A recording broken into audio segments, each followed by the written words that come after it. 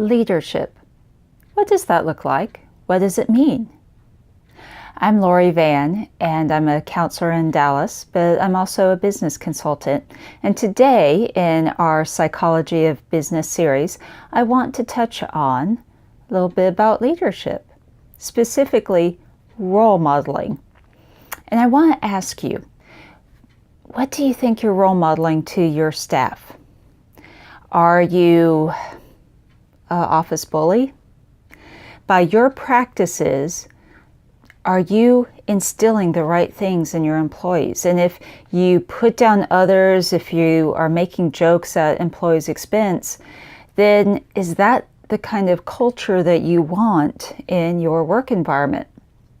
And think about that. There's a difference between creating competition and inspiring employees to be their best versus potentially when you do put downs or when you make side comments, as it were, that actually can kill that desire in your employee to be the best that they can.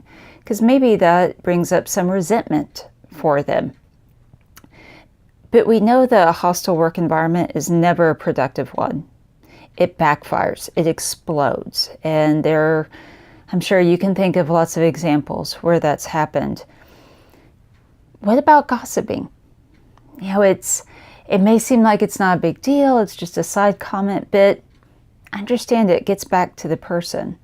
So as the manager, as the boss, as the leader, are you gossiping? Are you talking about other staff members? And how do you think that's going to affect them? Do you think that's going to inspire them to want to do better? Or could it backfire? Because if you're talking about them and they find out, do you think that's building any kind of rapport? Do you think that builds trust, respect? And again, it goes back to, are they going to be really motivated to do anything for you? What about anxiety? Are you an anxious manager? Are you the Chicken Little kind of thing of sky's falling, the business is crashing, we're not going to make it through next month? Are you overly dramatic?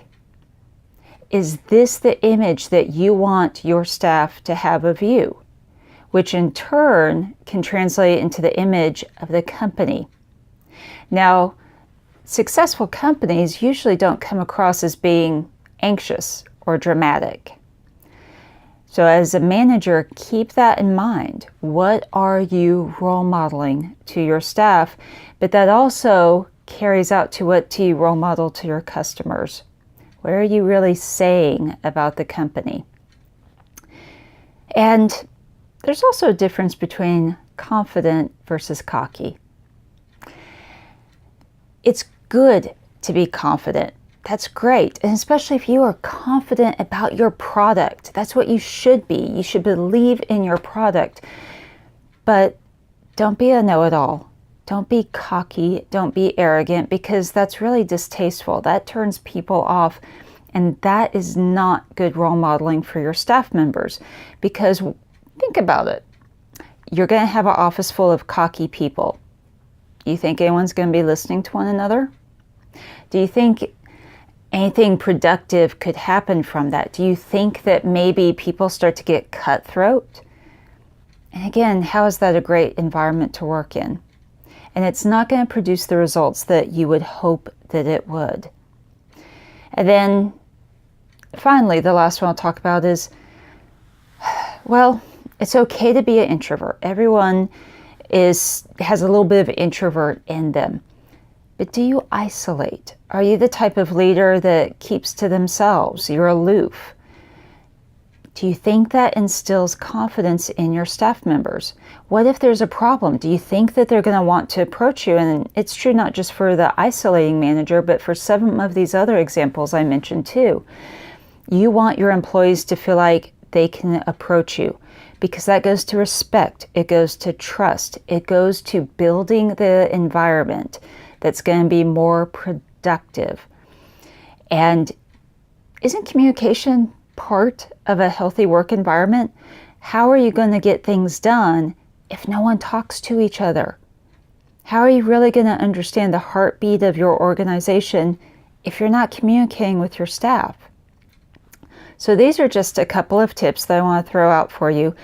And this is just a little glimpse into an upcoming talk that I'm putting together that I'm tentatively calling Managing 101.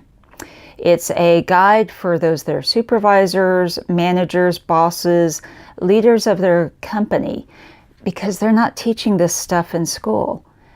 And if you don't have a good mentor, someone that's broken some of these things down in addition to other things I'll cover, you might be leading from behind. You might be making some costly mistakes. So I'm Lori Van. Please feel free to shoot me an email at lori@lorivan.com. And you can also get onto my email list so that when I post the date for Managing 101, you can sign up for it. It will be on Eventbrite, but you can also check out lorivanspeaking.com, and that's where this talk and additional ones will be located in a whole series that I'm doing for the fall. And of course, I'm available to speak at your events as well. Thank you and have a productive day.